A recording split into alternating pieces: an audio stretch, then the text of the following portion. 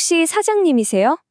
그럼 정말 공감하실 텐데 매달 꼬박꼬박 돌아오는 그 원천세 신고 진짜 귀찮잖아요. 그쵸? 이 부담을 확 덜어드릴 수 있는 방법이 있습니다. 1년에 딱 2번만 세금 신고하는 말 그대로 꿀팁이죠. 바로 원천세 반기 신고 제도인데요. 지금부터 제가 아주 쉽게 설명해 드릴게요. 자, 오늘 우리가 함께 살펴볼 내용들인데요. 먼저, 왜 우리가 매달 세금 때문에 스트레스를 받는지 그 얘기부터 좀 해볼 거고요. 그리고 바로 이어서 그 스트레스를 확 줄여줄 마법 같은 해결책, 반기 신고에 대해 알려드릴 겁니다. 그리고 아마 제일 궁금하실 거예요. 그럼 나도 할 수 있나? 그래서 신청 자격이랑 방법, 그리고 이게 마냥 좋기만 한 건 아니거든요. 장단점까지 싹 다 비교해 볼 거고요. 마지막으로 해보니까 별로네 싶을 때를 대비한 탈출 방법까지 하나도 빼놓지 않고 알려드리겠습니다. 네, 그럼 첫 번째 이야기부터 시작해 볼까요? 우리 사장님들 혹시 달력에 매월 10일만 보면 뭔가 가슴이 답답해지고 한숨부터 나오지 않으세요? 바로 그 매달의 번거로움, 그 스트레스에 대해서 먼저 이야기 나눠보려고 합니다. 아마 사업하시는 분들이라면 다들 고개를 끄덕이실 거예요. 매월 10일, 진짜 어김없이 찾아오잖아요? 원천세 신고 마감일. 안 그래도 바빠 죽겠는데 정신없이 일하다 보면 깜빡하기도 쉽고 솔직히 말해서 너무 귀찮죠. 이게 별거 아닌 것 같아도 이런 작은 행정 업무가 하나둘씩 쌓이면 그 스트레스가 어마어마하거든요. 절대 무시 못하죠. 자, 그런데요. 이 지긋지긋하게 반복되는 스트레스를 해결할 방법이 있습니다. 드디어 해결책이 등장하는데요. 두 번째 파트에서는 여러분의 그 행정 업무 부담을 정말 획기적으로 줄여줄 해결사, 바로 반기신고 제도를 소개해 드리겠습니다. 원천세 반기 신고. 이름만 들으면 뭔가 좀 어렵고 복잡해 보이죠? 근데 전혀 그렇지 않아요. 내용은 진짜 간단합니다. 뭐냐면요. 우리가 매달 하던 그 신고랑 납부를 1년에 딱 2번만 하도록 바꿔주는 거예요. 그러니까 상반기에 1번, 하반기에 1번. 이것만으로도 행정 업무가 얼마나 줄어들겠어요. 그쵸? 자, 여기 표를 보시면 훨씬 더 와닿으실 거예요. 원래는 매달 해야 했잖아요. 근데 이제는 그럴 필요 없이 1월부터 6월까지 발생한 소득에 대한 세금을 싹 모아서 7월 10일까지 한 번에, 그리고 7월부터 12월까지의 세금은 또 싹 모아서 내년 1월 10일까지 한 번에, 이렇게 1년에 딱 2번만 신고하고 납부하면 끝나는 겁니다. 와, 진짜 간편해지지 않나요? 이쯤 되면 다들 이런 생각 드실 거예요. 이거 괜찮은데?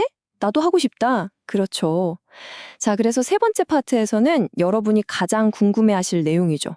과연 나도 이 제도를 이용할 수 있는지, 그 자격 요건은 뭔지, 그리고 어떻게 신청해야 하는지 하나부터 10까지 차근차근 짚어드리겠습니다. 자, 지금부터 제가 말씀드리는 조건에 내가 해당하는지 한번 체크리스트처럼 확인해 보세요. 조건은 딱 3가지입니다. 첫째, 작년 기준으로 우리 회사 상시 근로자 수가 20명 이하여야 하고요. 둘째, 당연한 얘기지만 직원에게 월급을 주면서 세금을 떼는, 즉 원천징수 의무자여야 합니다. 그리고 마지막으로 소규모 사업장이면 오케이. 아마 대부분의 소규모 사업장 사장님들이라면 이 조건에 딱 맞으실 거예요. 자, 근데 여기서 중요한 게 있어요. 신청하고 싶다고 아무 때나 할 수 있는 게 아니에요. 기회는 딱 2번뿐입니다. 올해 하반기, 그러니까 7월부터 바로 적용하고 싶다 하시면 6월에 신청해야 하고요. 내년 상반기부터 시작하고 싶다 하시면 12월에 신청해야 합니다. 특히 12월 말일, 이 날짜는 진짜 달력에 별표 5개 쳐두세요. 이때 놓치면 또 6개월을 기다려야 하거든요. 신청 방법은 생각보다 훨씬 간단해요. 바로 홈택스에서 클릭 몇 번이면 끝나거든요. 자, 일단 홈택스에 로그인 하시고요. 메뉴 중에서 세금 관련 신청, 신고라는 게 보일 거예요. 그걸 누르세요. 그럼 하위 메뉴가 뜰 텐데 거기서 원천세 관련 신청을 찾아주시고요. 마지막으로 원천징수세액 반기별 납부 승인 신청이라는 약간 긴 이름의 메뉴를 클릭하면 끝! 정말 이 순서대로만 따라하시면 됩니다. 근데 나는 홈택스 이런 거 너무 복잡해서 싫다 하시는 분들도 계시죠? 괜찮습니다. 걱정 마세요. 예전처럼 직접 관할 세무서에 찾아가서 서류로 신청하는 방법도 여전히 가능하거든요. 그러니까 본인한테 더 편한 방법으로 선택하시면 되는 거예요. 아, 그리고 여기서 진짜 중요한 포인트가 하나 있어요. 이게 신청만 한다고 바로 땅땅땅 하고 끝나는 게 아니고요. 세무서에서 오케이, 그렇게 하세요 하고 승인을 해줘야 합니다. 근데 그럼 승인 안 나면 어떡하지? 하고 너무 걱정하실 필요는 없어요.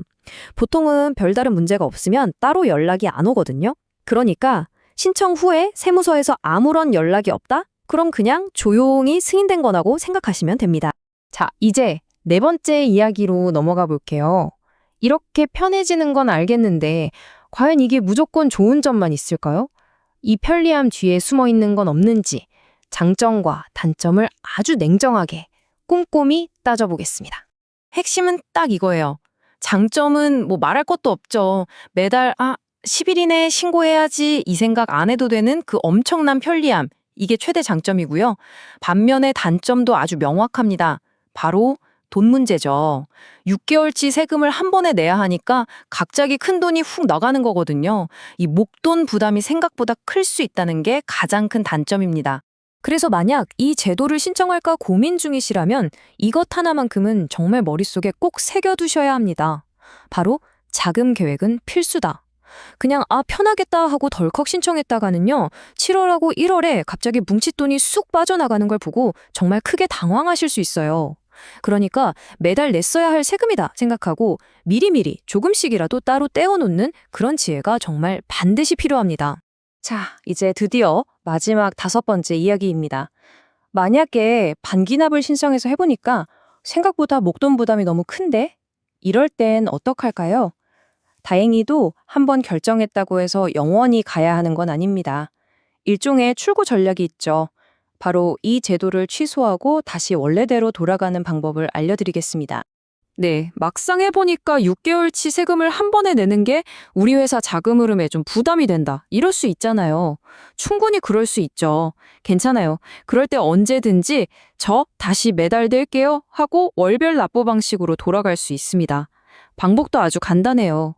취소하는 절차도 신청할 때처럼 홈택스에서 간단하게 할 수 있어요. 아까 그 원천세 관련 신청 메뉴까지 들어가는 건 똑같고요. 이번에는 반기별 납부 승인 신청이 아니라 반기별 납부 포기 신청을 누르면 됩니다. 그리고 여기서 딱 하나만 더 기억해 주세요. 이 포기 신청서를 낼 때 포기하는 그달까지 밀린 원천 징수 신고서도 같이 제출해야 한다는 거. 이게 중요합니다. 이게 좀 헷갈릴 수 있으니까 예를 들어서 설명해 드릴게요. 가령 10월 25일에 저 도저히 안 되겠어요. 포기할래요. 하고 신청했다고 쳐요.